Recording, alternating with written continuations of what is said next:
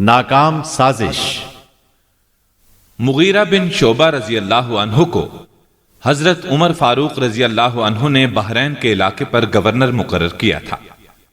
یہ چونکہ اپنی سختی میں مشہور تھے، اس لیے بحرین کے لوگوں نے نہ انہیں قبول کیا اور نہ ہی وہ ان سے راضی تھے۔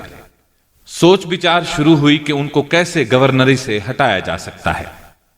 مشورہ ہوا کہ ان کی کوئی شکایت کی جائے۔ اب کیا شکایت ہو؟ اگر شکایت کا ثبوت نہ ہوا تو دوبارہ انہی کو گورنر مقرر کر دیا جائے گا۔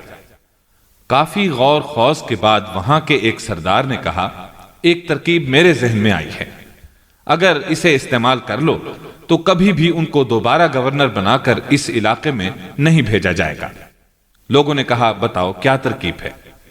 سردار نے کہا، میرے پاس 1,00,000 درہم جمع کرو، میں یہ لے کر عمر فاروق رضی اللہ عنہ کے پاس جاؤں گا اور ان سے کہوں گا کہ مغیرہ نے بیت المال سے یہ رقم چرا کر میرے پاس رکھوائی ہے۔ اس طرح ان پر چوری کا الزام لگے گا اور ان کو گورنری سے ہٹا دیا جائے گا اور دوبارہ واپس بھی نہ آئیں گے۔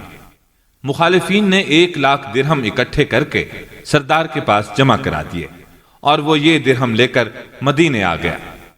سردار نے عمر فاروق رضی اللہ عنہ سے ملاقات کر کے عرض کیا، امیر المومنین، آپ کے گورنر نے یہ 1,00,000 درہم بیت المال سے نکال کر مجھے دیے ہیں کہ اپنے پاس رکھوں۔ اس طرح وہ امانت میں خیانت کے مرتکب ہوئے ہیں۔ حضرت عمر رضی اللہ عنہ نے مغیرہ کو بلوا لیا اور ان سے پوچھا، یہ شخص کیا کہہ رہا ہے اور اس کا جواب تمہارے پاس کیا ہے؟ حضرت مغیرہ رضی اللہ عنہ نے عرض کیا، کذب اصلحک اللہ انما كانت 200,000۔ اللہ آپ کو صحیح سالم رکھے، یہ شخص جھوٹا ہے، 1,00,000 نہیں بلکہ 2,00,000 درہم میں نے اسے دے رکھے تھے۔ حضرت عمر رضی اللہ عنہ نے پوچھا، مغیرہ تم نے ایسا کیوں کیا؟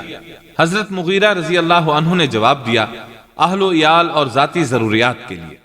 حضرت عمر رضی اللہ عنہ نے سردار سے پوچھا، اب تم کیا کہتے ہو؟ یہ تو 2,00,000 تھے، تم 1,00,000 کی بات کر رہے ہو، دوسرا 1,00,000 کدھر ہے؟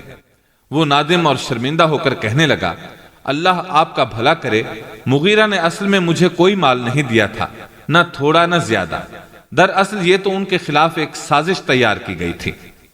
حضرت عمر رضی اللہ عنہ حضرت مغیرہ کی طرف متوجہ ہوئے اور کہا، تم کیا کہتے ہو اور تم نے ایسا کیوں کہا کہ یہ 2,00,000 تھے؟